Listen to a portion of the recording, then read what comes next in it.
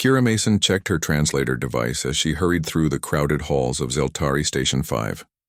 The massive space station hung like a gleaming blue star at the edge of human space, serving as the main trading hub between Earth and the powerful Zeltari Empire.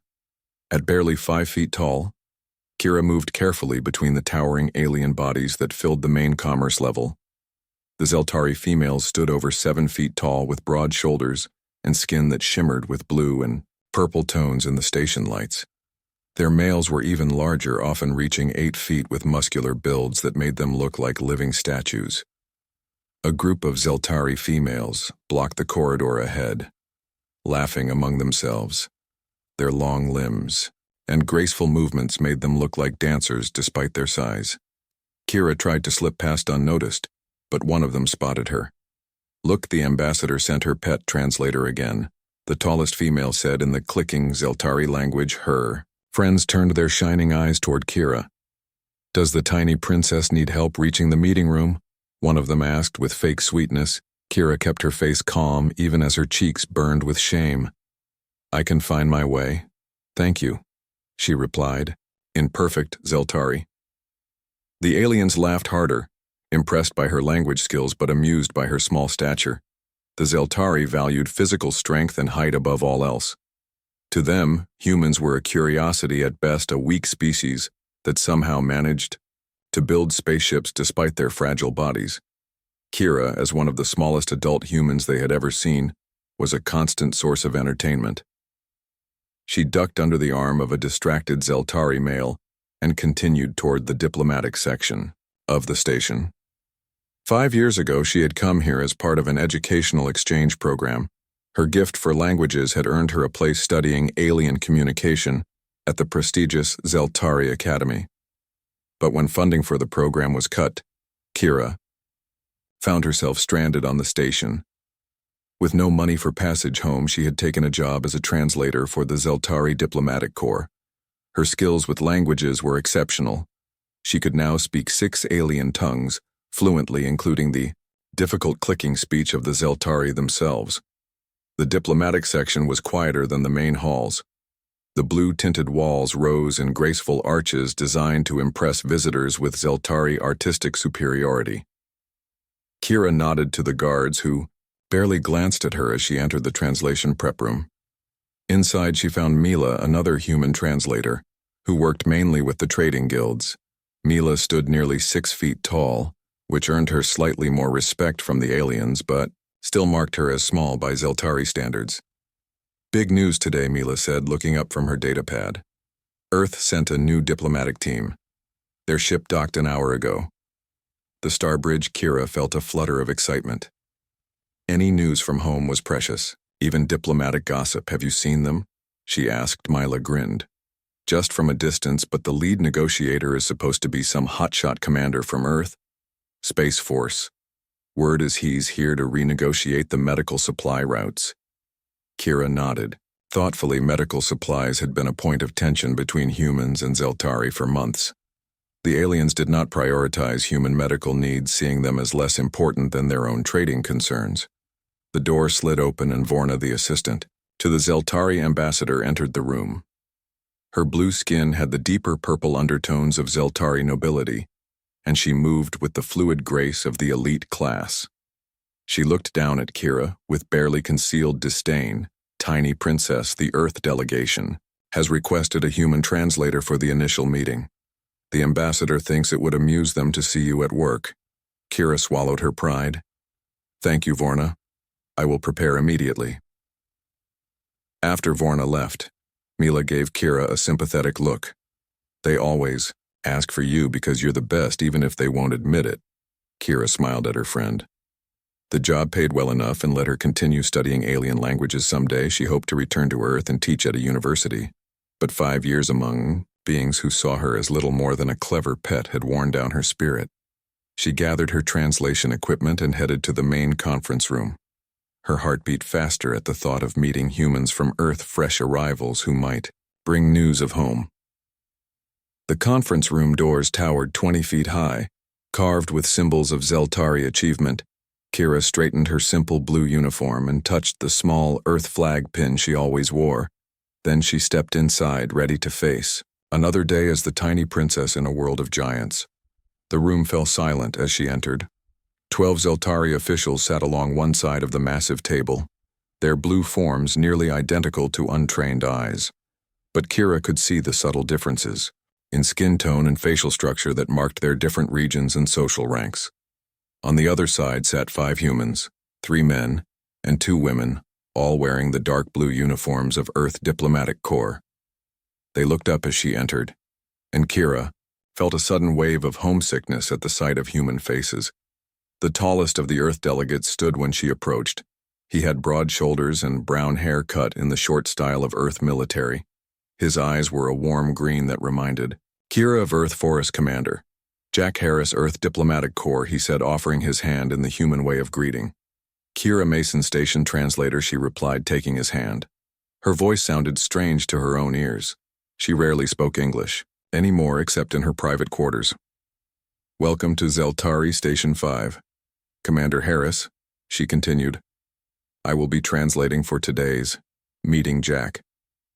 Harris smiled at her, a smile that reached his eyes, something Kira had not seen directed at her in a very long time.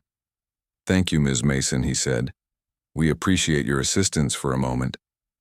Kira felt a strange warmth spread through her chest. Then the Zeltari ambassador cleared his throat, a sound like stones grinding together. The meeting was about to begin, and Kira was just the translator, once again a small human in a world of towering aliens. Commander Jack Harris studied the massive conference room with careful eyes. He had been briefed about Zeltari culture, but seeing the towering blue aliens in person was still impressive. Their station architecture matched their physical size, with soaring ceilings and furniture that made the human delegation look like children. The Zeltari ambassador Gorath clicked something in his native language, and the small human woman began translating. The Zeltari Empire welcomes Earth representatives and hopes these talks will strengthen our mutual trading interests. Kira translated, her voice clear and professional. Jack watched her work, noting how efficiently she moved between languages. The briefing had mentioned that a human translator would be provided, but had not specified who she was. Tiny, even by human standards. Probably no more than 5 feet tall, with light brown hair pulled back in a simple style. Her movements were precise and economical, as though she was trying to take up as little space as possible. The meeting proceeded with formal introductions. Jack introduced his team. Laura Beck, the medical supply coordinator, Sam Peterson, the trade specialist, Diane Wells, the legal advisor, and Peter Grant, the cultural liaison, all standard members of an Earth diplomatic mission. When the Zeltari began discussing trade routes, Jack noticed something strange. The translation device he wore in his ear began to malfunction, picking up only every third word. The other human delegates looked equally confused. Excuse me, Ambassador, he said, raising his hand. Our translation devices seem to be experiencing technical difficulties. The ambassador looked annoyed, his purple-tinged skin darkening slightly, a sign of displeasure according to the briefing materials. The Zeltari clicked rapidly, and the small translator Kira spoke. The ambassador apologizes for the inconvenience.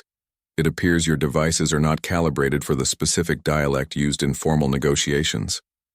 The station engineers can repair them, but it will take several hours. Jack made a quick decision. We would be honored if Ms. Mason could continue translating for us directly. Her skills are impressive. He saw surprise flash across Kira Mason's face before she carefully controlled her expression. The ambassador made a sound that Jack recognized as the Zeltari equivalent of laughter. Then he spoke again, and Kira translated. The ambassador says I would be pleased to assist the Earth delegation until your devices are repaired. I will provide direct translation. Jack nodded his thanks to both the ambassador and to Kira. The meeting continued with discussions of shipping lanes and trade tariffs. Throughout it all, Jack found himself increasingly impressed by the translator's abilities. She never hesitated, never seemed confused by technical terms, and maintained perfect composure despite the occasionally condescending tone of the Zeltari officials. When the meeting ended 2 hours later, the ambassador rose to his full height, towering over the seated humans. We will continue tomorrow after your evening meal, he said through Kira. My assistant Vorna will show you to your quarters, as the delegation gathered their materials. Jack approached Kira, who was collecting her translation equipment. Ms. Mason, he said, I want to thank you for your excellent work today. She looked up, seeming startled by the compliment. Thank you, Commander. It is my job. I would like to request that you be assigned to our delegation. For the duration of our stay, Jack continued. Your knowledge of both language and protocol would be invaluable. Something flickered in her eyes, surprise and perhaps pleasure before she lowered her gaze. That would be for the ambassador to decide. Jack turned to Vorna, the ambassador's assistant, who had been watching their interaction with obvious curiosity. We would consider it a personal favor if Ms. Mason could be assigned to us, he said formally. He knew the Zeltari valued proper protocol. Vorna made a gesture that Jack couldn't interpret. The tiny princess is indeed skilled with languages, though I wonder if her small size might prove limiting for extended diplomatic work. Jack kept his expression neutral, despite his dislike of the nickname. Even on Earth, Ms. Mason would be considered an exceptional linguist. Size has no bearing on intellectual capability. Vorna made that strange laughing sound again. How very human of you, Commander. Very well, I will inform the ambassador of your request. I imagine he will find it amusing. Jack wasn't sure what she meant by amusing, but he had achieved his goal. He turned back to Kira, who was watching the exchange with carefully controlled features. Until tomorrow, then, Ms. Mason, he said. She nodded, a small, professional smile on her lips. Until tomorrow, Commander Harris. The Earth delegation followed Vorna through the towering corridors of the station. Jack noticed how everything was designed for beings much larger than humans. Doorways, stretched 15 feet high, control panels were positioned at Zeltari chest height, forcing humans to reach up uncomfortably. Even the lighting seemed designed to complement blue skin tones, giving human complexions a slightly sickly appearance. Their quarters were located in what Vorna called the visitor section. The rooms were smaller than the Zeltari norm, but still oversized by human standards. The furniture had been adjusted to human heights, a concession to diplomacy. After Vorna left, Jack called his team together for a debriefing. What are your first impressions, he asked. Laura Beck, the medical coordinator, spoke first.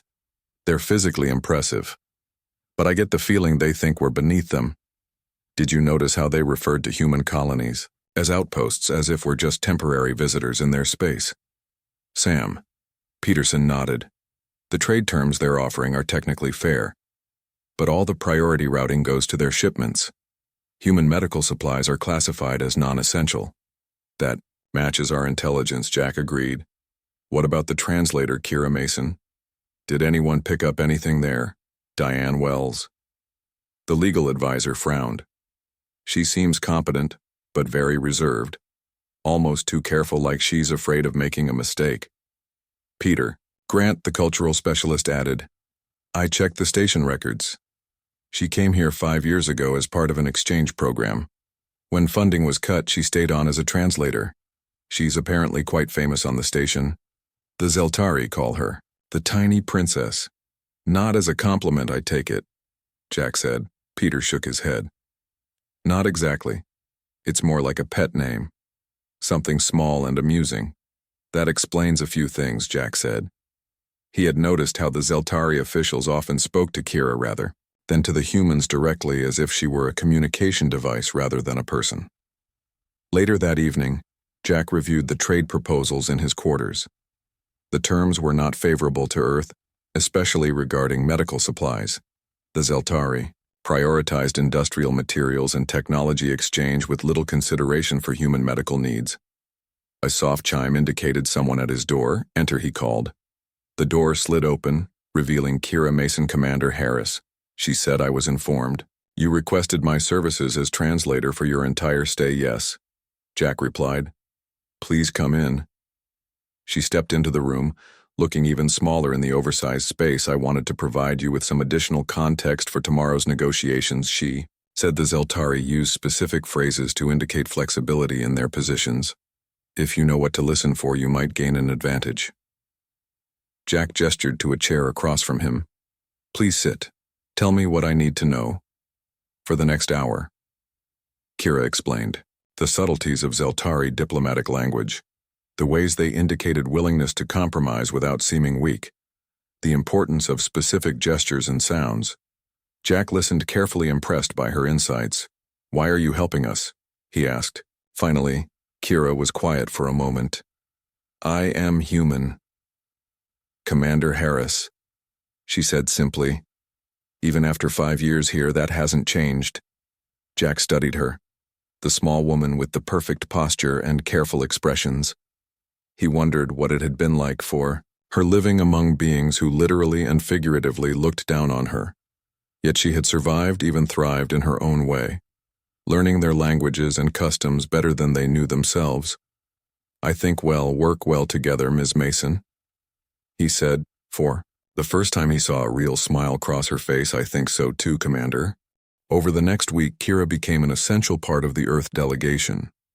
She arrived early each morning to brief them on the day's negotiations and stayed late discussing Zeltari cultural nuances.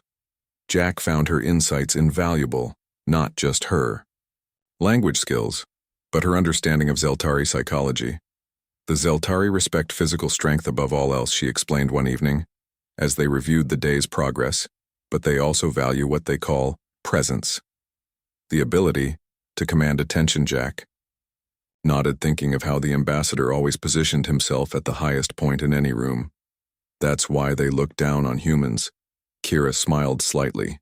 It's part of it. Our size makes us seem weak to them, but it's more than that. They don't understand why humans spend resources helping other species. They see it as a weakness. What about you? Jack asked. How have you managed 5 years here? Kira looked away. I make myself useful, she said simply. They may call me Tiny Princess, but they need my skills. She changed the subject quickly, returning to the trade proposals. Jack noticed how she avoided personal topics. He wondered what experiences had taught her such careful reserve. But he didn't press the issue. There was work to be done. On the 8th day of negotiations, Laura Beck received an urgent message from the human colony on Proxima B. The medical supplies they had been waiting for had been rerouted by Zeltari officials. The colony was facing an outbreak of Terran respiratory syndrome, a disease that affected only humans and required specific medications to treat. This is exactly what we came to prevent, Jack said grimly as the team gathered in their meeting room. The Zeltari promised those supplies would be delivered 3 weeks. Agalora looked worried. According to the message, they redirected the shipment to a Zeltari mining outpost, claiming higher priority. Sam Peterson checked his datapad. The mining outpost requested industrial medical supplies, not human-specific medications. This makes no sense. They don't consider human medical needs important? Kira said quietly from the doorway. She had arrived for their morning briefing and overheard the conversation. The Zeltari don't get sick the way humans do. Their immune systems are much stronger. Jack made a decision. We're going to confront the ambassador directly, request an emergency meeting. Within an hour, they were seated in the ambassador's private chambers, a vast room with ceilings that disappeared into shadows above. Them Ambassador Gorath sat on an elevated platform, forcing the humans to look up at him. Jack noticed Kira standing to the side, her translation equipment ready, her face carefully. Neutral, Ambassador. We have a serious concern. Jack began. The medical shipment bound for Proxima B has been rerouted. Those supplies are urgently needed. As Kira translated, the ambassador's skin darkened with purple streaks. The Zeltari made a dismissive gesture with one long hand. All shipping decisions are made according to priority. The mining outpost provides essential materials for station construction. Jack kept his voice level. People will die without those medications. The ambassador clicked something that Kira didn't immediately translate. Jack glanced at her and saw her face had gone pale. Ms. Mason, Jack prompted. She cleared her throat. The ambassador says that human illness is not a priority concern when balanced against Zeltari industrial needs. Jack felt anger rising but kept it contained. We agreed in the preliminary trade pact that medical supplies would receive priority routing. The ambassador responded with a series of rapid clicks. Kira translated. The agreement specified emergency medical supplies. The Zeltari Medical Council has determined that this human respiratory condition does not qualify as an emergency, but it's an emergency for humans. Laura Beck interjected. Without treatment, the fatality rate is nearly 20%. The ambassador made a sound that the translation devices didn't catch, but Jack recognized as the Zeltari equivalent of a shrug. Kira translated again. The ambassador says that by Zeltari standards, a 20% fatality rate would not constitute an emergency. Their medical protocols only classify a situation as emergent if at least 40% of a population is at risk. Jack leaned forward. Ambassador, I must insist that you reconsider. The colonists on Proxima B are counting on those supplies. Suddenly, the translation device in Jack's ear emitted a high-pitched whine and went silent. The other human delegates winced, touching their ears as their devices failed simultaneously. Vorna stepped forward from behind the ambassador's chair. There appears to be a technical problem with your devices, she said in heavily accented English. Perhaps the meeting should be postponed. Jack looked at Kira. No need. We have Ms. Mason. A strange expression crossed Vorna's face. I do not think the tiny princess can adequately convey the seriousness of this matter. The technical terms involved are quite complex. Jack saw Kira stiffen at the nickname, but her face remained professional. I assure you I am fully capable of translating all medical and diplomatic terminology, she said in English. Then she repeated the statement in the clicking Zeltari language. The ambassador made a sound that Jack now recognized as laughter, several of his aides joining in. Vorna smiled, showing teeth that were surprisingly sharp for a species that claimed to be herbivorous. The tiny princess has spirit, she said. But this is a matter for real diplomats, not translators. Jack stood up, drawing every eye in the room. Despite being much shorter than the Zeltari, his movement commanded attention. Ms. Mason is a member of my diplomatic team, he said firmly. I have full confidence in her abilities. The room fell silent. The ambassador studied Jack with large, iridescent eyes. Then he clicked something to Vorna. She nodded. Very well. Commander Harris, we will continue with your little translator, but be aware that any miscommunication will be considered your responsibility. The meeting resumed, but the atmosphere had changed. The ambassador became more technical, using complex Zeltari legal terms. Jack watched Kira carefully, but she never hesitated, translating smoothly, keeping pace with the ambassador's rapid speech. After nearly an hour, it became clear the Zeltari would not change their position. The medical supplies would remain at the mining outpost until the Zeltari engineers completed their work. Only then would the shipment continue to Proxima BIs. There's nothing we can do to change your mind, Ambassador Jack asked finally. The ambassador clicked something that made several aides shift uncomfortably. Kira hesitated for the first time. Mason, Jack prompted. What did the ambassador say? Kira met his eyes. The ambassador says that if humans are too weak to survive a simple respiratory infection, perhaps they should not be attempting to colonize worlds so far from Earth. Jack saw the shock on his team's faces, but kept his own expression neutral. Thank you for your honesty, Ambassador, he said. Standing. We will continue this discussion tomorrow after we have consulted with Earth authorities. As they left the chambers, Jack placed a hand briefly on Kira's shoulder. Thank you for the accurate translation, he said quietly. I know that wasn't easy. Her eyes widened slightly at the gesture. They never think I will translate the insults, she said. But I always do. Jack gathered his team. In their meeting room, the situation was dire. Proxima B needed those supplies within 2 weeks or the outbreak would spread beyond containment. We need a new approach, Jack said.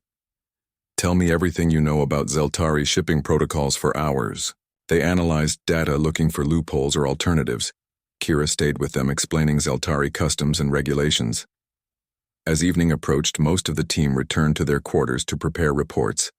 Only Jack and Kira remained. You should get some rest, Jack told her. We have another long day tomorrow. Kira shook her head. There is something you should know, she said. The Zeltari Council is divided on human relations. Some members believe trade with Earth is valuable. Others think humans are too unpredictable, too emotional. How do you know this? Jack asked. She gave him a small smile. I listen, Commander. Even when they think no one is paying attention. 5 years is a long time to be invisible. Jack considered this new information. The ambassador represents the conservative faction. She continued, he sees humans as barely more than clever animals, but the council leader Trelak is more progressive. She has spoken of humans as potential equals someday, a potential ally. Jack said thoughtfully, Kira. Nodded, but her expression was cautious. Trelak rarely intervenes in ambassadorial matters. It would require something significant to gain her attention. Jack leaned back in his chair thinking, then his eyes met Kira's. I believe I have an idea, but I will need your help for the first time since meeting her. Jack saw something like hope in Kira Mason's eyes. Whatever you need, Commander, she said. I am at your service. That night they worked late preparing for the next days. Meeting, Jack outlined his plan and Kira helped refine it, adding cultural context and language nuances. As they worked, Jack noticed how Kira gradually became more animated, more confident. Her suggestions were insightful, showing a deep understanding of both human and Zeltari. Psychology, you would have made an excellent diplomat, Jack told her. She looked surprised by the compliment. I never considered it. She admitted, most humans think of me as just a translator. And the Zeltari, the tiny princess. Jack finished for her, his voice softened. Those nicknames and insults, they don't define you. You know that, right? Kira was quiet for a long moment. Something in her expression shifting. I used to know that, she said finally. But after enough years of being looked down on literally and figuratively, you start to believe it. The next morning, Jack and his team arrived at the council chambers to find not just Ambassador Gorath, but the entire Zeltari High Council present. 12 towering blue figures sat in a semicircle on raised platforms. The central seat held an imposing female with deep purple skin markings that identified her as Trelak. The council leader. Jack glanced at Kira, who stood beside him. She gave a small nod, confirming this unexpected development was significant. The plan would need adjustment, but the core remained viable. Ambassador Gorath spoke first, his clicking language echoing in the vast chamber. Kira translated smoothly. The High Council has chosen to hear this matter directly. Commander Harris. The diversion of medical supplies has been deemed worthy of their attention. Jack bowed respectfully to the council. We are honored by your presence, he said. Then he noticed something that made his heart sink. The Earth delegation's translation devices had been replaced and appeared to be working perfectly. He would need to create a reason to use Kira instead. Council leader Trelak spoke, her voice deeper and more melodic than the ambassador's. Even through the translation device, Jack could hear the difference. Kira translated. We understand. There is disagreement about shipping priorities. The ambassador believes the situation has been handled appropriately. Do you dispute this? Commander Jack stepped forward. I do. Council leader. The medical supplies intended for the human colony contain treatments for a respiratory disease currently affecting their population. Without these medications, the colonists will suffer, and many may die. The translation came through his earpiece perfectly, but Jack reached up and removed the device. I apologize, he said, but I find these mechanical translations lack nuance. For a matter of this importance, I would prefer Ms. Mason translate if the council permits. He saw Vorna start to object, but Trelak made a gesture, silencing her. The council leader studied Jack with large, iridescent eyes. Very well, Commander, she said through Kira. Proceed. Jack outlined the situation, explaining the urgency of the medical supplies and the agreement that had been reached in preliminary negotiations. The council listened, impassively, as Kira translated his words into the complex, clicking language of the Zeltari. When he finished, Ambassador Gorath responded with obvious disdain. The Zeltari Medical Council has determined that this human illness does not meet emergency criteria. Kira translated. The mining operation is vital to station expansion and takes priority. Jack nodded as if considering this. Then he turned to Kira. Ms. Mason, Would you explain to the council how Terran respiratory syndrome affects humans? Kira looked surprised but quickly composed herself. She spoke directly to the council in their language, describing the symptoms of the disease, how it attacked human lungs, creating fluid buildup, and eventually respiratory failure. Jack watched the council members as she spoke, noting how several leaned forward slightly. Their interest seemed piqued not by the medical information but by Kira herself, a tiny human speaking their language with perfect fluency. When Kira finished, Jack stepped forward again. What Ms. Mason has described is considered a serious condition by human medical standards. While it may not match Zeltari criteria for emergency classification, I would ask the council to consider that different species have different medical vulnerabilities. Trelak made a sound that the translation devices would have missed, but Jack recognized as contemplative. She clicked something to Kira. The council leader asks why we should prioritize human needs over Zeltari construction projects. Kira translated. Jack took a deep breath. This was the moment they had planned for. With the council's permission, I would like to address this question directly. Trelak nodded her approval. Jack turned to Kira. Miss Mason, please translate exactly what I say. He then spoke in English, knowing only Kira would understand him. Kira, what I'm about to say is for you as much as for them. Follow my lead. She nodded her eyes, showing understanding. Jack faced the council, speaking slowly to allow Kira time to translate. When species first meet, they often measure each other by their own standards. Zeltari value physical strength and size, so you look at humans and see weakness. He gestured to himself, and then to Kira. You see our smaller frames and think us fragile. You call this woman tiny princess as if her size defines her worth. He saw several council members shift uncomfortably but continued. But true strength comes in many forms. Humans survived and thrived on a world with higher gravity than Zeltari Prime. We built our civilization despite being surrounded by predators larger and stronger than ourselves. We reached the stars not through physical might, but through intelligence, adaptability, and determination. Kira translated each word, her voice growing stronger. With each sentence, the council chamber had fallen completely silent. What makes a species truly great, Jack continued, is not their physical power, but their capacity for compassion, their willingness to see value in those different from themselves. Humans may be smaller, but we recognize worth beyond size. We judge others by their character, their actions, their minds. He pointed to Kira, who stood straight and confident beside him. This woman whom you call Tiny Princess speaks your language better than most Zeltari speak any human tongue. She has lived among you for 5 years, learning your customs, respecting your ways. Yet you dismiss her because of her size. You miss the strength in her mind, her adaptability, her resilience. Jack moved closer to the council, his voice firm but respectful. The true measure of an advanced civilization is not how they treat those like themselves, but how they treat those who are different. The Zeltari pride themselves on being a superior species. Yet in this matter of medical supplies, you show indifference to suffering you could easily prevent. Kira finished translating, her voice steady and clear in the silent chamber. Jack wondered if she understood that he was speaking about her as much as about the medical crisis. Trelak leaned forward, studying them both, her large eyes unblinking. The council leader spoke, and this time Kira translated with visible emotion. The council leader says, I have lived 200 years and seen many species rise to the stars, some through conquest, others through trade. Few have spoken to us as you have today. Commander with both strength and wisdom. Your words merit consideration. Trelak continued speaking.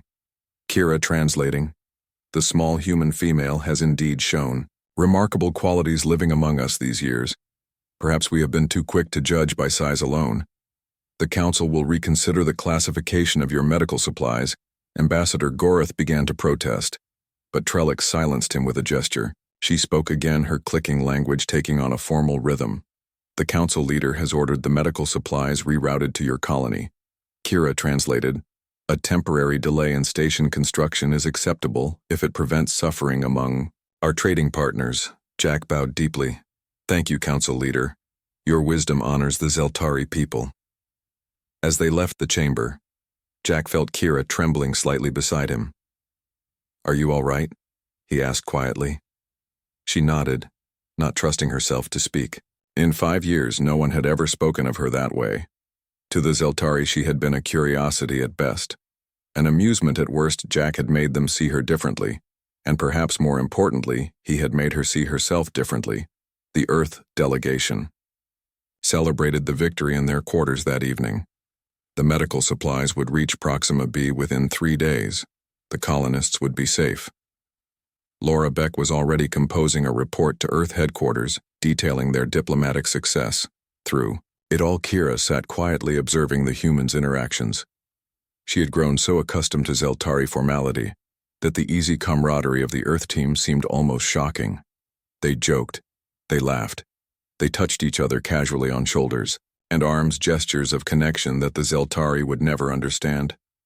Later, when the others had retired, Jack found Kira on the observation deck, a vast window that looked out on the stars.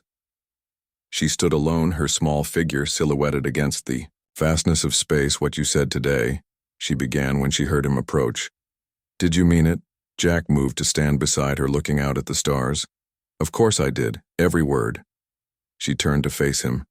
You made them see me as a person, not just the tiny princess, not just a translator. Jack smiled. That was easy. I just told them what I saw from the beginning. Her expression softened. What happens now? The medical crisis is resolved. Your mission is nearly complete.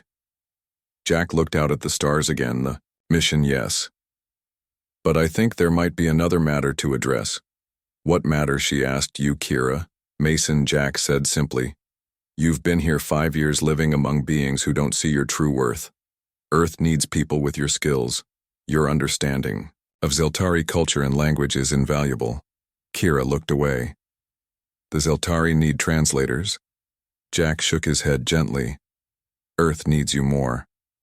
I want you to consider returning with us. When the Starbridge leaves, Kira was silent for a long moment. The idea of leaving the station both thrilled and terrified her. She had built a life here, however limited, but the chance to return to Earth, to be among humans who might value her for more than her language skills. Am offering you a position on my diplomatic team, Jack continued. Not as a translator, but as a cultural specialist. Your insights have been invaluable, Kira. You deserve recognition for your abilities. She looked up at him, surprised by the offer and by the use of her first name. It seemed significant, somehow a mark of respect and perhaps something more. What would I do? Word spread quickly through the station about the tiny human female who had helped change the High Council's mind. Kira noticed the difference immediately. Zeltari, who had previously ignored her, now nodded in acknowledgement as she passed. Some even addressed her by name rather than as Tiny Princess. The final days of negotiations proceeded smoothly. The Earth delegation secured favorable terms for medical supply routes and established new protocols for emergency classification that took into account the different medical needs of humans. But the most surprising change came 3 days before the Starbridge was scheduled to depart. Marn, a Zeltari male who worked in the diplomatic corps, approached Kira in the translation center translator. Mason, he said, using her proper title. I would speak with you if you have time. Kira looked up from her workstation, surprised. Marn was known for his conservative views on interspecies relations. Of course, she replied. The Zeltari seemed uncomfortable, towering over her in the human-sized room. I have observed your work with the Earth delegation, he said. Your knowledge of our customs is impressive. For a human. Thank you, Kira said carefully. Marn continued. I have been authorized to offer you a position as senior translator for the Zeltari diplomatic team. Your status would be upgraded to advisor level with corresponding benefits. Kira stared at him in shock. For 5 years, she had worked as a basic translator, never offered advancement despite her growing skills. Now suddenly she was being offered a senior position. The Council believes your understanding of both species would be valuable. Marn added, especially in light of the new trade agreements. I am honored. Kira said truthfully. May I have time to consider the offer? Marn nodded, his blue skin catching the light. 3 days should be sufficient. The Starbridge departs then, does it not? So the Zeltari knew she was considering leaving with the Earth delegation. Kira wondered how many others had heard. Probably everyone the station thrived on. Gossip, yes, 3 days is perfect. Thank you. Marn after he left. Kira sat in stunned silence. Senior translator was a prestigious position. It would mean better quarters, more respect, perhaps even travel to other Zeltari worlds. Everything she had worked for during her 5 years on the station, yet she felt strangely conflicted. That evening she met Jack for dinner in the station garden, a vast chamber filled with plants from dozens of worlds. They had established this routine in the days since the council meeting, spending their evenings discussing culture, politics, and increasingly personal matters. I was offered a promotion today, Kira said as they walked among the towering Zeltari trees. Senior translator and advisor to the diplomatic team. Jack looked pleased but not surprised. Your skills have finally been recognized. Congratulations. Kira studied his face, searching for disappointment. Does this change your offer to join your team? Not at all, Jack said. The offer stands. I still believe Earth would benefit from your expertise, but he hesitated. This is a significant opportunity for you here. Kira stopped beside a small earth plant, a rose bush that looked out of place among the massive, blue vegetation of Zeltari Prime. For 5 years I've worked to prove my worth, to earn their respect, she said. Now suddenly they see value in me because you forced them to see it. Jack pointed out. You and your perfect translation of my rather impassioned speech. Kira smiled at the memory. The council chambers had never heard anything quite like it. They walked in comfortable silence for a while. Then Jack spoke again. What do you want, Kira? Not what you've worked for. Not what you've earned. What do you want? The question startled her. No one had asked her that in a very long time, perhaps never on the station.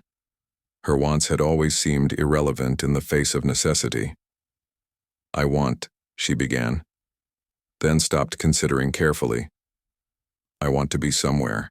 My size doesn't define me, where my abilities are valued from the beginning, not as a surprising discovery. Jack nodded. And where is that place? Kira looked up at him. Earth, she said simply. Home. The word felt right, as soon as she said it. Despite 5 years on the station, Earth was still home. The place where her size was normal, where her intelligence and skill would be recognized without the qualifier for a human. When was the last time you felt truly at home? Jack asked. Kira thought for a moment. These past 2 weeks working with you and your team, she admitted. Being treated as a colleague, not a curiosity. Having my input valued. That felt like home. Jack smiled, that warm human smile that still surprised her, after years among the more reserved Zeltari. Then I think you have your answer. The next morning, Kira was summoned to Ambassador Gorith's private chambers. She entered cautiously, uncertain why the ambassador had requested her presence personally. Gorith sat on his elevated platform, looking down at her from his full height. Translator Mason, he said in Zeltari. I understand you have been offered a senior position. Yes, Ambassador. Kira replied in the same language. I am considering the offer. The ambassador made a sound of approval. The council was impressed by your performance during the negotiations. Your command of our language is exceptional. Thank you. Ambassador Gorith leaned forward slightly. You should know that several males have expressed interest in you since the council meeting. Kira nearly lost her careful composure. Interested in me, the ambassador made the Zeltari equivalent of a laugh. Yes. It seems your association with the Earth Commander has elevated your status. Some now see potential value in establishing connections with humans through you. Kira struggled to keep her expression neutral. The idea that Zeltari males who had previously ignored or mocked her were now considering her as a potential mate was almost absurd. Yet the ambassador seemed serious. I am honored by their interest, she said diplomatically. You should be, Gorith replied. It is rare for our males to consider aliens worthy of attention. The position you have been offered would make such arrangements possible. Your status would be sufficient. Kira felt a strange mixture of emotions, pride that she had finally earned respect, disgust that it was only through association with Jack, and the Earth delegation bitterness that 5 years of excellent work had counted for nothing until now. I will consider all aspects of the offer, Ambassador, she said carefully. Gorth studied her with those large iridescent eyes. Unless, of course, you plan to leave with the Earth delegation. Kira met his gaze steadily. I have not yet decided, Ambassador. Very well. The ambassador made a dismissive gesture. You may go. As Kira left the chambers, her mind was in turmoil. The choice before her suddenly seemed more significant than simply a career decision. It was about identity, belonging, and self-worth. Where did she truly belong among the Zeltari, who had only recently discovered her value? Or with humans who had recognized it immediately? Later that day, as she was translating trade documents in her office, the door slid open. Vorna, the ambassador's assistant, entered, her blue skin gleaming in the artificial light. Tiny Prince Translator Mason, she corrected herself. The ambassador tells me you have not yet accepted the senior position. I am still considering it, Kira replied. Vorna moved closer. You should know that I opposed offering you the position, she said bluntly.